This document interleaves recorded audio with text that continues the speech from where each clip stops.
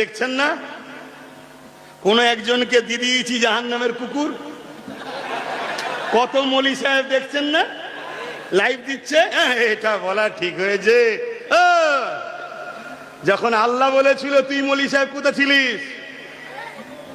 যখন রোজার মাসে ওই জাহান্নামের কুকুরটা গরিবের ইফতার গুলো ভেঙেছে, গরিবের ঘর গুলো ভেঙেছে, গরিবের কল ভেঙেছে, রোজার মাসে নিরীহ নিরীহ মুসলমানদের ঘর বাড়ি ভেঙে দিয়েছিল, রোজার মাসে নিরীহ মুসলমানদেরকে উচ্ছেদ করে দিয়েছিল, বাচ্চা বাচ্চা ছেলেদের ঘরে এখন রোজার মাসে মেরেছিল। 2021-এ মনে পড়ছে এই জাহান্নামের কুকুর যখন মুসলমানদের উপরে জুলুম করছিল।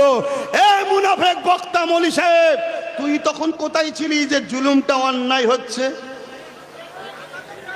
ও দালাল, ভাড়া পাও না দালাল মৌলী সাহেব, তাই তো? ভাড়া পাও, ভাড়া। তাহলে কড়া ডোজ না দিলে এই দালাল গুলোকে চেনা যেত, এজন্য একটু কড়া দি। কিন্তু ভুল বলেছি কি না, জাহান্নামের কুকুর বলা যাবে না। মাদ্রাসা রয়েছে এখানে, মৌলানা সাহেবরাও রয়েছে, তিরমিজি শরীফের হাদিস, ইবনে মাজাহ শরীফের হাদিস, মিশকাত শরীফও আছে। আল্লাহ নবী খারিজিতে করে জাহান্নামের কুকুর বলেছে। শুনছেন আমার কথা?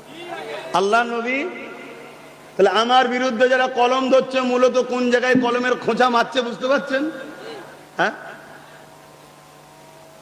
জাহান্নামের কুকুর বলেছে, ঠিক এই ভাষাটা খারিজিতে করে জাহান্নামের কুকুর। শুনছেন তো নাকি? আপনার পেস্টিজ লাগলো নাকি? বড় ভদ্র হয়ে গেছে, সেকুলার। যখন আমার মাকে গাল দিয়েছিল, বাপকে গাল দিয়েছিল, এই ভাষাটা ভালো ছিল?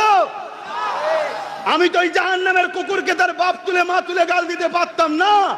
ওটা আমার শোভা দেয় না, ওটা আমার দিন বলেনি।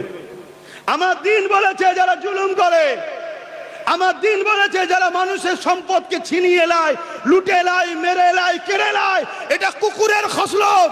আমার দিন বলছে তারা জাহান্নামের কুকুর।